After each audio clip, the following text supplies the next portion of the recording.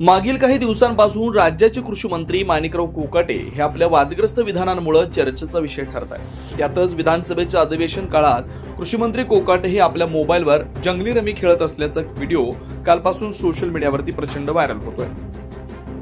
याच पार्श्वभूमीवर राष्ट्रवादी काँग्रेस अजित पवार गटाचे प्रदेशाध्यक्ष सुनील तटकरे हे लातूर दौऱ्यावर असताना छावा संघटनेच्या पदाधिकाऱ्यांनी त्यांच्यावर पत्ते फेकत कृषी मंत्र्यांचा राजीनामा घेण्याची मागणी निवेदनाद्वारे केली। मात्र पत्रकार परिषद असलेल्या खोलीतून हे पदाधिकारी बाहेर पडतात राष्ट्रवादीच्या कार्यकर्त्यांनी त्यांना मारहाण केली। या मारहाणीचा व्हिडिओ देखील सध्या सोशल मीडियावरती जोरदार व्हायरल होतोय। विशेष म्हणजे या मारहाणीवेळी युवक काँग्रेसचे प्रदेशाध्यक्ष सूरज चव्हाण यांच्यासह अनेक राष्ट्रवादीचे पदाधिकारी घटनास्थळी उपस्थित होते। या प्रकारावर प्रतिक्रिया देताना प्रदेशाध्यक्ष सुनील तटकरे म्हणाले की मला या प्रकाराबद्दल काही माहिती नव्हतं। मी त्यावेळी क्षेत्रातील मान्यवरांशी चर्चा करत होतो।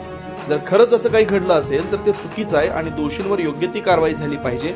मी चुकीच्या गोष्टीचं समर्थन करत नसल्याचं सांगितलं। मला माहित नाही, मी वरती आता सर्व क्षेत्रांतील नामवंतांशी चर्चा करतो। असं काय असेल तर ते चूक आहे। मी याचं कधीच समर्थन करणार नाही। मी अत्यंत शांततावादी कार्यकर्ता आहे। चर्चेतून देवाणघेवाणीतून अनेक प्रश्न त्या ठिकाणी सुटत असतात।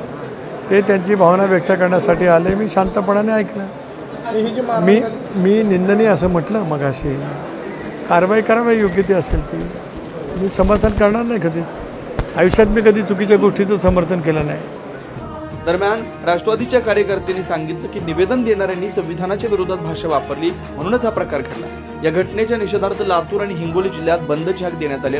एकूणच गेल्या काही दिवसांपासून राष्ट्रवादी काँग्रेस अजित पवार गट सतत वादग्रस्त ठरत असल्याचं चित्र समोर येतं। त्यामुळे ही परिस्थिती पक्षासाठी भविष्यात चिंतेची ठरू शकते अशी चर्चा सुरू आहे। 9 न्यूज महाराष्ट्र ब्युरो नाशिक।